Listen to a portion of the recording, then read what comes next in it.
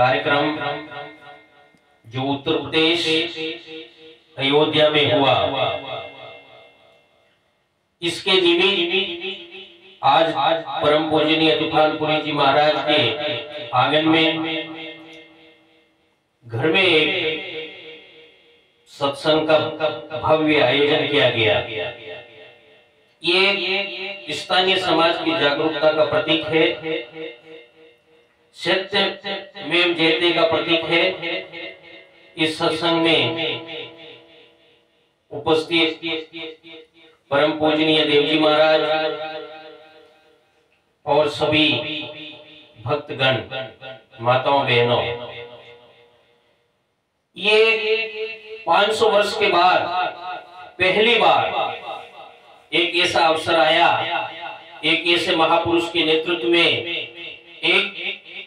एक ऐसे वीर पुरुष के नेतृत्व में, एक ऐसे ऋषि के नेतृत्व में, एक ऐसे तपस्वी के नेतृत्व में, जिन्होंने खुद हिमालय में जाकर के कई वर्षों तक इस भारत की भूमि को पवित्र करने के लिए तपस्या की थी। आप सबको पता है, हिमालय की गुफाओं में जाकर के भारत के संतों का, भारत के तपस्वियों का, भारत के ऋषियों का आपने आशीर्वाद लिया।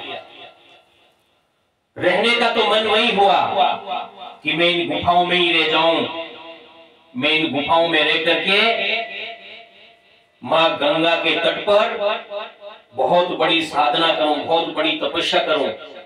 लेकिन आपका यज्ञ पूरा हुआ, आपकी तपस्या पूरी हुई, आपकी साधना पूरी हुई। आपके गुरु ने कहा कि आपको अब जाना है, हिंदुस्तान में लोक कल्याण का काम करना है। इन गुफाओं में और हमारे संत रहेंगे, तपस्या करेंगे और ज्ञान प्राप्त करेंगे, और इन्हीं शास्त्रों को भारत के कोने कोने में नहीं, विश्व के कोने में फैलाने का काम संत करेंगे। लेकिन आपको जाना होगा। तो उसी समय उनके गुरु ने आशीर्वाद दे करके उनको भेज दिया लोक कल्याण के लिए।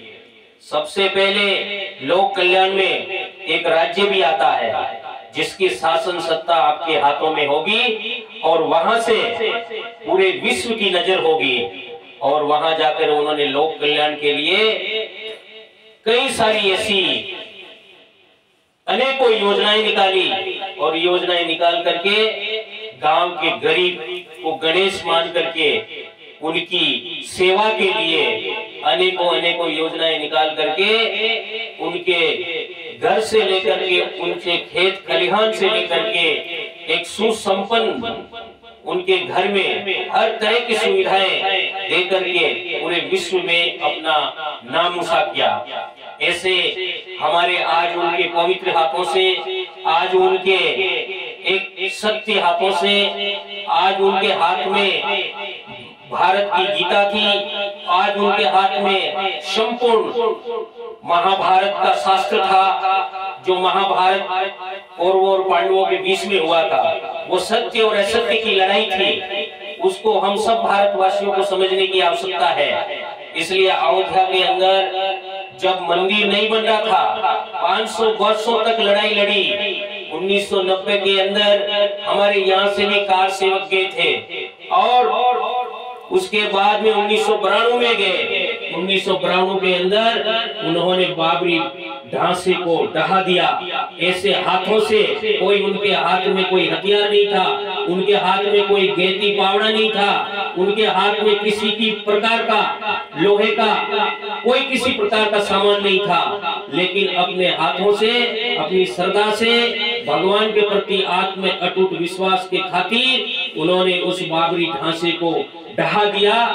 और उसी समय वहां टेंट में राम लल्ला विराजे, और 500 वर्षों की ये लड़ाई आज पूरी हुई। और आज हमें देश को मंदिर नहीं, वो हमारा आने वाली पीढ़ियों को एक संस्कार मिला है। वहां से अनेकों आने वाली पीढ़ियां तैयार होगी, और आने वाली पीढ़ियां इस भारत के भावी भविष्य बनकर के भारत की नींव को मजबूत करेंगे।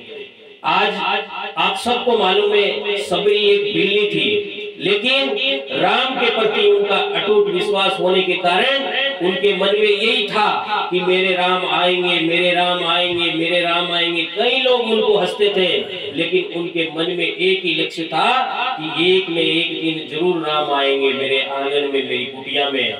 जब मेरा लक्ष्य पूरा होगा तो वास्तविक उनकी ऐसी भक्ति से, ऐसी साधना से, ऐसी तपस्या से, भगवान के प्रति अटूट विश्वास से राम जरूर वहां अपने भाई लक्ष्मण के साथ में पहुंचते हैं। और जब उनसे परिचय होता है कि आप ही हो राम, तो उन्होंने कहा मैं ही हूँ राम। सबरी को विश्वास हुआ और सबरी ने शक शक करके बेर इकट्ठे किए थे, और जब उनके आगमन से उन्होंने शक करके बेर दिया। लक्ष्मण ने देखा कि भाई को ये झूठे बेर खिला रही है, लेकिन राम को ये पता था कि ये झूठे बेर नहीं है, ये प्रेम के बेर हैं, ये अथाह भक्ति के सागर के बेर हैं। इसमें जो डुबकी लगेगा वो ही जानता है। तो राम ने बड़े प्रेम से वो बेर खाए, वो शक करके दिए। इसका मतलब ये नहीं था, सबरी के अंदर ये प्रेम था कि मेरे राम को कहीं खट्टे बेर नहीं चले जाएं। इसलिए आप सबको मालूम है आज हमारी जाति की सबरी भीलनी थी, एक भील जनजाति की, लेकिन उन्होंने आज राम की अटूट विश्वास, अटूट भक्ति और प्रेम से उन्होंने दिल जीता और स्वयं भगवान को प्राप्त किया। आज हम भी इस कलयुग में भगवान को प्राप्त कर सकते हैं अपने गुरु के माध्यम से। सबरी का भी गुरु था, गुरु के राह पर चली थी, गुरु के पथ पर चली थी, गुरु के मार्ग पर चली थी, गुरु के बताए हुए रास्ते पे चली थी, इसलिए उन्होंने भगवान को प्राप्त किया। गुरु के बिना आप अपने घर में अंधकार हो उसको दूर नहीं कर सकते हो। गुरु एक अपने घर में जो अंधकार है उसको मिटा करके प्रकाश की ओर, उजाले की ओर ले जाता है, वही गुरु है। इसलिए अपने शास्त्र में कहा गया है कि गुरु रे ब्रह्मा, गुरु रे विष्णु, गुरु रे देवो महेश्वर, गुरु साक्षात परम ब्रह्म तस्मै श्री गुरुवे नमः। इसलिए गुरु की हमारे शास्त्रों में बहुत बड़ी महिमा है, गुरु का हमारे शास्त्रों में बहुत बड़ा आदर है, बहुत बड़ा सत्कार है, बहुत बड़ा सम्मान है। इसलिए गुरु के बिना हम लोग हमारा कोई भी लक्ष्य हासिल नहीं कर सकते, क्योंकि आज देश के प्रधानमंत्री ने भी गुरु के बिना अपना लक्ष्य हासिल नहीं किया है। गुरु का आशीर्वाद से आज उनकी शक्ति बढ़ती हुई जा रही है, लेकिन घटती नहीं है। 500 वर्षों के बाद में हम सबको राम मंदिर मिला। आज पूरे भारत में, लगभग भारत में 2 लाख से ऊपर गांव हैं। गांव गांव, ढाणी ढाणी, मोहल्लों मोहल्लों में, मंदिरों में दीपक जलाए गए, उनकी पूजा की गई। और कभी से दीमक लगी हुई थी, कभी कलर नहीं किया हुआ था, लेकिन आज 22 तारीख को बड़ी धूमधाम और उत्साह के साथ में भगवान राम की सानिध्य में, उनके नेतृत्व में जो उनके द्वारा दिया हुआ, आज हम सबको हमने सत्कार, सम्मान, हमारे समाज में ऐसा एक माहौल बना, ऐसा एक वातावरण बना है कि आने वाली पीढ़ियां याद रखेगी। मैं इतना ही कह करके मैं बहुत बहुत धन्यवाद देता हूँ कि इस तरह से जो सत्संग का आयोजन होना चाहिए, जगह जगह आज जो सत्संग का आयोजन हुआ है, ये आने वाली पीढ़ियां याद रखेगी। इन्हीं माता बहनों से जो आने वाला जो भविष्य बनेगा वो देश की दशा और दिशा तय करेगा, जिस तरह से आज नरेंद्र मोदी जी ने तय की है। नरेंद्र मोदी जी को मैं देशवासियों की ओर से कोटि कोटि वंदन करता हूँ, कोटि कोटि नमन करता हूँ। ये देश आपको जीवन भर याद करेगा, ये देश आपको कभी नहीं भूलेगा।